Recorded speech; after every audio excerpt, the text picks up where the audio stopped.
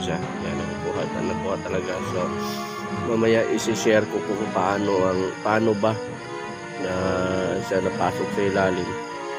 So ito na, ipapakita ko kung paano ko to ginawa.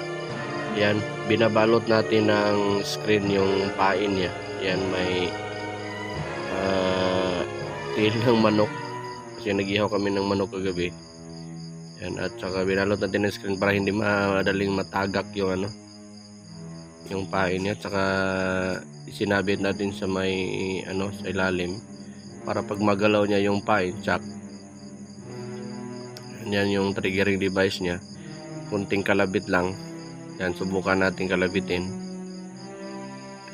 Ito yun, kuha natin yung ang bidyong to bago natin siya nilagay sa pwesto niya. Susundutin ko yung yung pain niya. Tingnan natin.